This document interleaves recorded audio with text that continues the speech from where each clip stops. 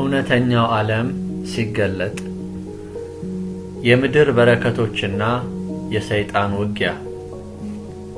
ከዚያም በብርሃን ሉላችን ከአሜሪካ ተነስተን ወደ አየሩ ላይ ስንወጣ በሰማይ ውስጥ አንዳንድ ጥቁር ድንጋይ የመሰሉ ነገሮች መልካቸው አስቀያሚና የሚሳደብ ብዙ ርኩሳን መናፍስትን ጭነው በአጠገባችን ያልፉ ነበር። ጌታ ሆይ እነዚህ ወዴት ነው እንደዚህ እየተጣደፉ የሚሄዱት ብዬ ስጠይቀው፣ ልጄ እነዚህ በምድር ላይ አስከፊ አደጋ የሚፈጥሩ መናፍስት ናቸው። አሁንም በእስያ አህጉር ሩሲያ ውስጥ የባቡር አደጋዎችን ለማድረግ አቅደው ነው እየፈጠኑ ያያቸው አለኝ። ከዚያም ከእኛ ጥቂት ከራቁ በኋላ አንድ እንደ እጅ አይነት ትልቅ ነገር እንደ ደመና አይነት ኃይል ወደ ምድር እንዳይጠጉ ከለከላቸው።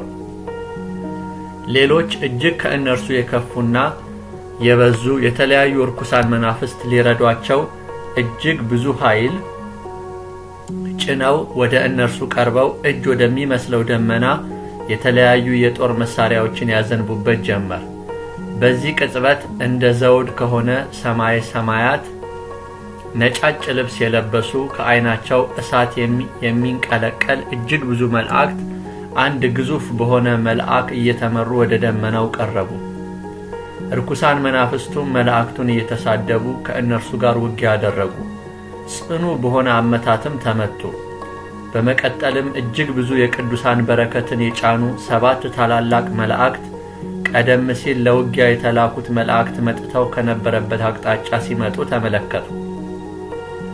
እነርሱም ለ7ቱ አህጉራት የተላኩ ሲሆን በረከቶቹም የእያንዳንዱ አህጉር ስም የተጻፈባቸው ነበሩ። እነዚህ ከሰማይ የመጡ በረከት የጫኑ መላእክት በአንድ እጅግ በሚያምር ሌላ መልአክ ይመሩ ነበር።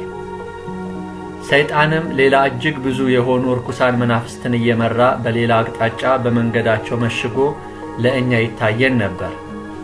ያን ጊዜ ታዲያ አደጋ ከመጣሉ በፊት መልአኩ ገብርኤል ሰይጣንና ሰራዊቱ ፊታችሁ ስለመሸጉ አንተም ሚካኤል አሁን ሰራዊትን ወደ ሰይጣንና ወደ ሰራዊቱ አድርግ የሚል መልእክት ከጌታ ኢየሱስ በሚል ፖስታ መሳይ ነገር አስተላለፈላቸው።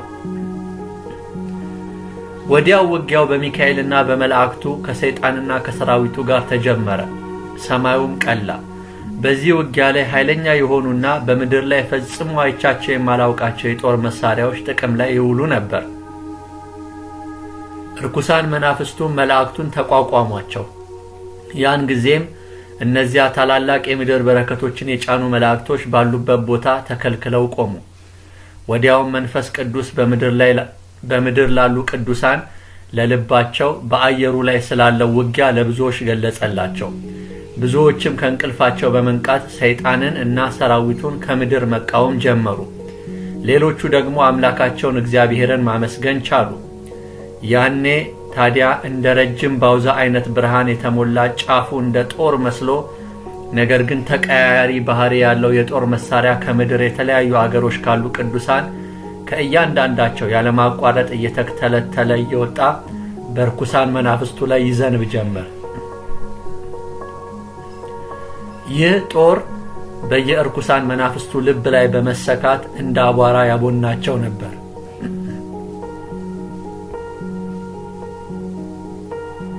በሰማዩም ላይ የአቧራ ጭስ ሞላ። ሰይጣንና ሰራዊቱም ሲበታተኑ አየው።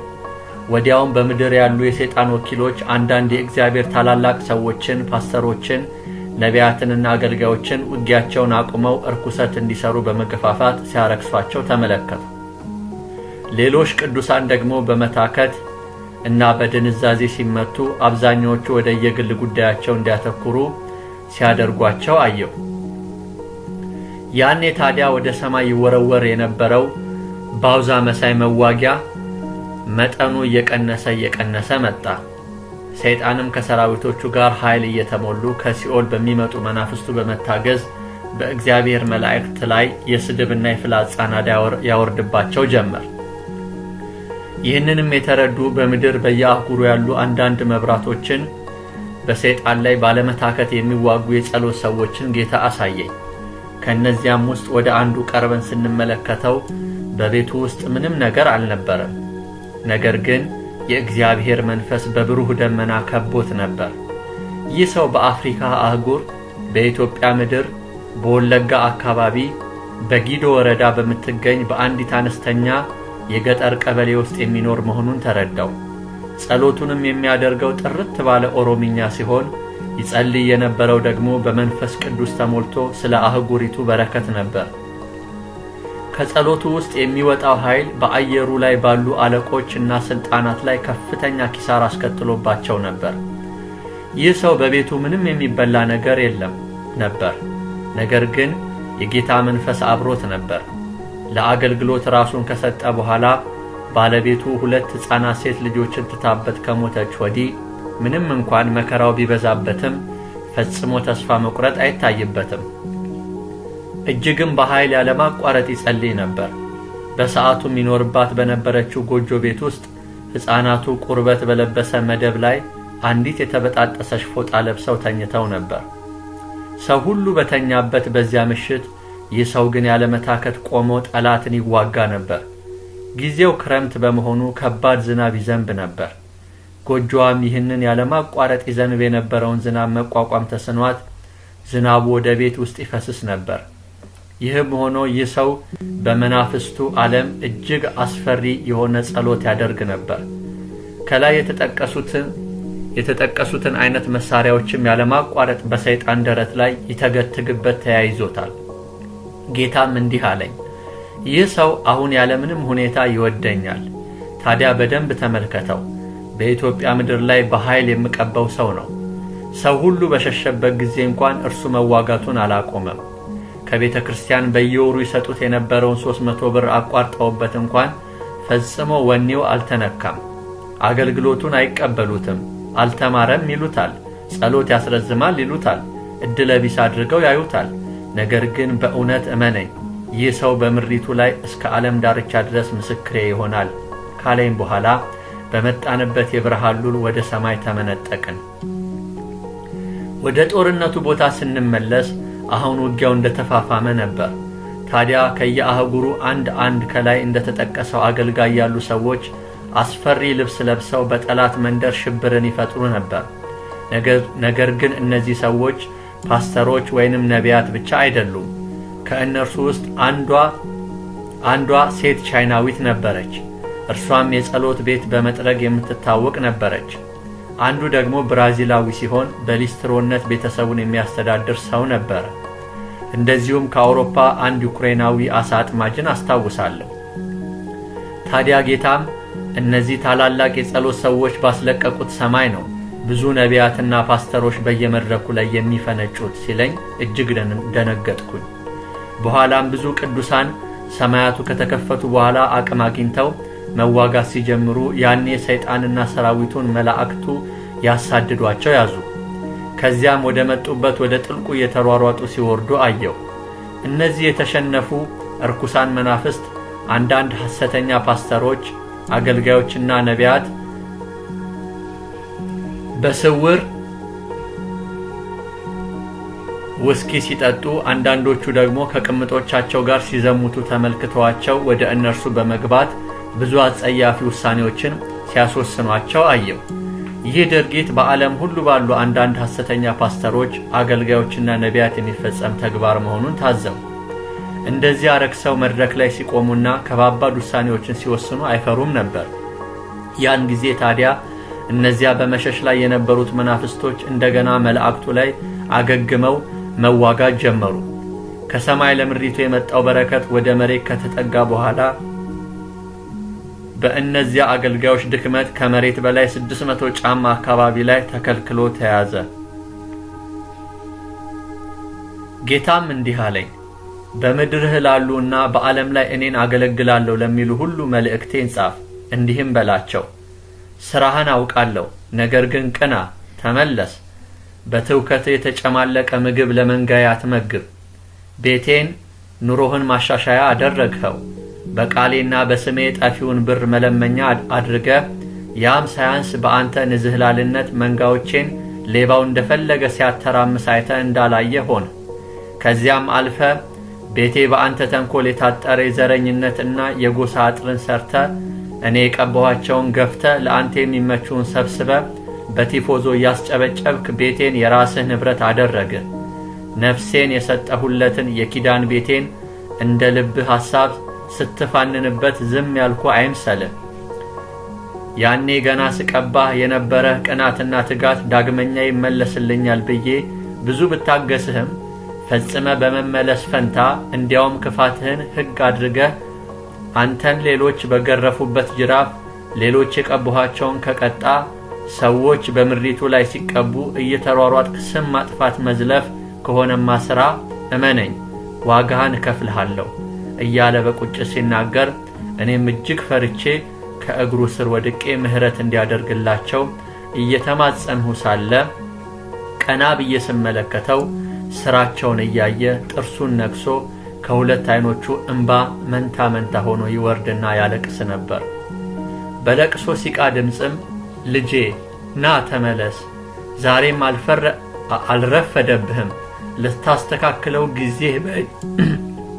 ልታስተካክለው ጊዜህ በእጅህ ነው፣ በምንም ለመከለል አትሞክር፣ ስቃይን አታብዛው ብለህ ንገራቸው ሲለኝ የተወሰኑ የአህጉሪቱ ፓስተሮችና ነቢያት ከእኔ ጋር መሬት ላይ ወድቀን በንስሐ በማንባል ላይ ሳለን ሰማያት ተከፈቱና የአፍሪካን በረከት የጫነው ግዙፍ መልአክ በጌታ ትእዛዝ አዲስ አበባ ላይ ሲያርፍ ከዚያም ሌሎቹንም በረከቶች የጫኑት የየአህጉሩ ግዙፍ መላእክት በጌታ ትእዛዝ በእስያ፣ ላቲን አሜሪካ፣ አውስትራሊያ፣ አውሮፓና አሜሪካ በተመረጡ ታላላቅ ከተሞች ላይ በክብር አረፉ። ለአፍሪካ የመጣውና አዲስ አበባ ላይ ያረፈው በረከት እንደደረሰ ጌታ ኢየሱስ ራሱ በክብር ለአንድ ታላቅ ኢትዮጵያዊ መንፈሳዊ አባት የበረከቱን ቁልፍ ሲያስረክባቸው ታላቅ እልልታና ደስታ በኢትዮጵያ ሰዎችና በመላው አፍሪካ ሰዎች ላይ ሆነ። ከዚያም ጌታ እኚህን ታላቅ የእግዚአብሔር ሰው የአፍሪካ አባት እንዲሆኑና በረከቱን እንዲያከፋፍሉ ራሳቸውን በዘይት ቀባቸው። በአህጉሪቱ ከሚገኙ አገሮች በጌታ የተመረጡ ፓስተሮችና ነቢያት እንዲሁም አገልጋዮች በአንድ ታዋቂ ናይጄሪያዊ ፓስተር እየተመሩ ወደዚህ በረከት ሲታደሙ ተመለከቱ። እነርሱ ብቻም አልነበሩም። የአፍሪካ መሪዎችም በኢትዮጵያዊው መሪ እየተመሩ መጥተው በረከታቸውን ከእኚህ አባት እጅ በመረከብ ላይ ሳሉ ዙሪያቸውን የእግዚአብሔር መላእክት ቆመው ሥርዓቱን ሲያስተባብሩ ሳሉ ብዙ አጭበርባሪና ሐሰተኛ ፓስተሮች፣ ነቢያትና አገልጋዮች በጌታ ትእዛዝ በመላእክቱ በእሳት ታጥረው ወደ በረከቱ እንዳይገቡ ሲከለከሉ ተመለከቱ። ከዚያም ከተለያዩ የአፍሪካ አገራት ለመጡና እጅግ ብዙ ለሆኑ ወደፊት የአገር መሪዎች፣ ነቢያት እና ፓስተሮች እንዲሁም አገልጋዮች የሚሆኑ ሕፃናት ራሳቸው በዘይት ከተቀባ በኋላ መንፈሳዊ አይኖቻቸውን የመክፈት ስነ ስርዓት ተከናወነ። ከዚያም የድል ችቦ ከጌታ ተቀበሉ። ሕፃናቱም ላይ ትንቢት ተነገረባቸው። ይህንን ትንቢት ይናገሩ የነበሩትም አንድ ኢትዮጵያዊ ፓስተር ነበሩ። እርሳቸውም ሕፃናቱን እንዲህ በማለት ባረኳቸው።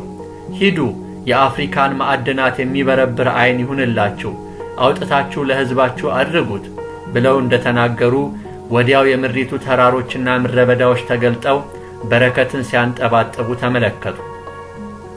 ማዕድናቱን እየበረበሩም ለአገራቸው ጥቅም አውጥተው ሲጠቀሙ፣ አገልጋዮቹም የእግዚአብሔርን ቤት የአምልኮ ሥርዓት ፈጽመው ሲያስተካክሉ ተመለከቱ።